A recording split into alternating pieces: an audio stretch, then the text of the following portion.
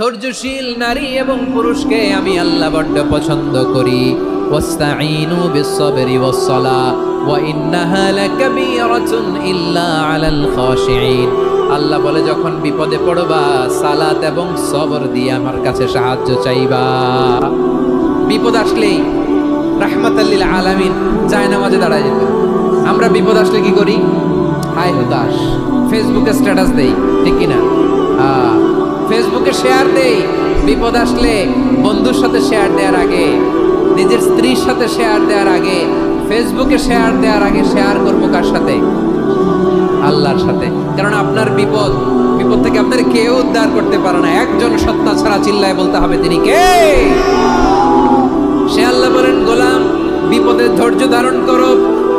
আল্লাহর হাবিবকে আল্লাহ সান্ত্বনা দিচ্ছেন, ওয়াসবির আলা মা ইয়াকুলুনা ওয়াহজুরহুম হাজরান জামিলা। ও নবী, ওরা যা বলে মন খারাপ করবেন না, মন ভাঙবেন না, ধৈর্য ধারণ করুন। ওয়াহজুরহুম হাজরান জামিলা, তাদেরকে সুন্দরভাবে ইগনোর করুন। আমার নবীকে গালি দিত কবি বলে, গণক বলে, পাগল বলে, জাদুকর বলে, লেস কাটা বলে। আমার নবী নাকি লেস কাটা, নাউজুবিল্লাহ পড়বেন না। আমার নবী নাকি নির্বংশ, ওনার বংশ নাকি দুনিয়াতে টিকবে না। বলে মুহাম্মদ, তোমার কোনো ছেলে সন্তান বেঁচে নাই, তোমার বংশ নির্বংশ হবে। আল্লাহ বলে, ইন্না শানিয়াকা হুয়াল আবতার।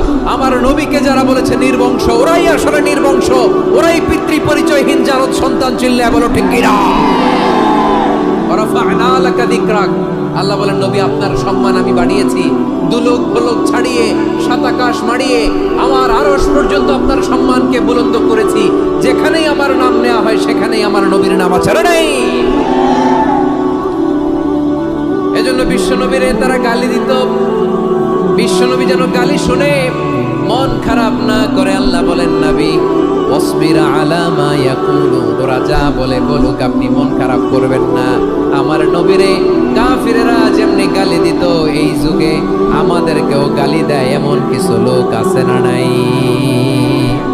আমার নবীকে গালি দিত গণক, জাদুকর, এরপর গালি দিত পাগল, নির্বংশ বলে। আর আমাদেরকে গালি দেয় মৌলবাদী বলে, আমাদেরকে গালি দেয় রাজাকার বলে। রাজাকার শব্দটা তো এখন একটা অ্যাওয়ার্ড হয়ে গেছে, অ্যাওয়ার্ড।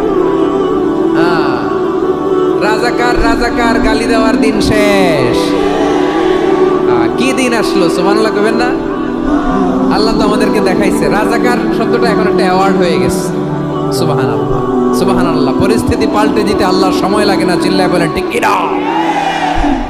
আমাদেরকে বলে মৌলবাদী। আমরা আসল কথা বলি, ভালো কথা বলি, দেশপ্রেমের কথা বলি, আমরা জনগণের কথা বলি, আমরা মা মাটি ও মানুষের কথা বলি, আমরা ইসলামের কথা বলি, আমরা দেশের সমৃদ্ধির কথা বলি। এজন্য আমাদেরকে বলে মৌলবাদ। আবার আমাদেরকে বলে ধর্ম ব্যবসায়ী, আছে না নাই? আমরা ধর্মের সত্য কথা প্রচার করি, যেটা দেশের ভালো, জনগণের ভালো, সেটা উপস্থাপন করি, আমাদেরকে বলে ধর্ম ব্যবসায়ী। আমার প্রিয় ভাইরা, যারা ইসলামের কথা বলে, যারা কোরআনের কথা বলে, এরা ধর্ম ব্যবসায়ী নয়। খবরদার, আলেমদের বিরুদ্ধে দাঁড়াবেন না। আলেমদের পক্ষে থাকলে আপনার জীবন উজালা করে দিবে কে? কোন আলিমান আও মুতাআল্লিমান আও মুত্তাবিআন আও মুহিব্বান ওয়ালা তাকুনিল খামিস ফাতাহলিক। হয় আলেম হও, নয় আলেমের ছাত্র হও, নয় আলেমকে মহব্বত করো, নয় আলেমকে সাপোর্ট করো। এই চারটা করো, 5 নাম্বার হয়েও না, আলেম বিদ্বেষী হয়েও না, তাহলে দুনিয়াও শেষ, আখিরাতও শেষ।